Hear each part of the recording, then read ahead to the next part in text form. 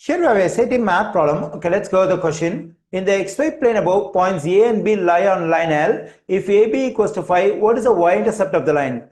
Okay, for the line L, we have to find the y-intercept. Okay, let me draw a vertical line from point B to the x-axis over here. Since it's a vertical line drawn to x-axis, we have right angle over here. And let me say this is point C. Okay, since the y-coordinate of the point B over here is 4, the length of the vertical line segment drawn is 4 units.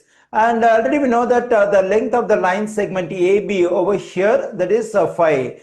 Actually, ABC is a right triangle. In this right triangle, AB is the hypotenuse because it's opposite to the right angle. We know the length of the hypotenuse of this right triangle, that is 5. Okay, for the remaining two legs BC and AC, we know that the length of one of the legs BC is 4. Then what must be the length of the other leg AC? It has to be 3 because it is a 3, 4, 5 right triangle. So when the hypotenuse and the length of the hypotenuse is 5, in the remaining two legs, if one of the length of one of the legs is 4, then the length of the other leg must be 3. Okay, now let's find the slope of this line L using the rise 4 and run 3. Okay, now let me find the slope M. So the formula to get the slope of a line is rise over run. So here the rise should be taken as a positive value because it is a rising line. When you look at the line from left side to right side, the line is going up. So it's a rising line. So slope has to be a positive value. That is, a rise has to be taken as a positive value 4 and run is 3.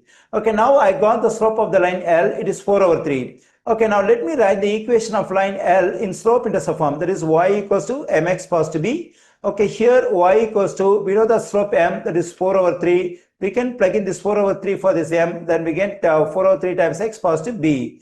This b represents a y coordinate at the y-intercept of the line L.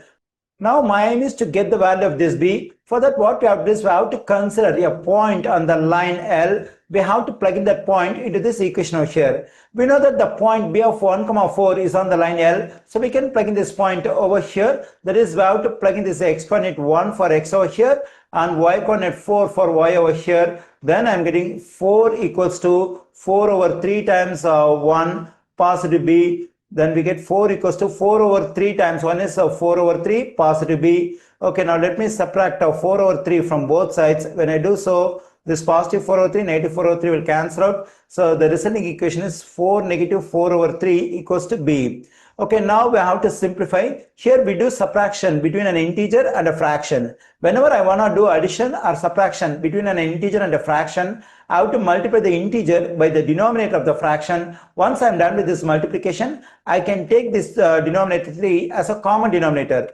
Okay, now let me multiply this integer 4 by this denominator 3. Then I am getting 12 negative 4. Now we can take this 3 as a common denominator equals to b on the right side. 12 negative 4 is 8. 8 over 3 equals to b. Okay, now I got the y coordinate of the y-intercept of the line L, that is 8 over 3. Now we can write the y-intercept as 0, 8 over 3. Because at the y-intercept always the x coordinate is 0.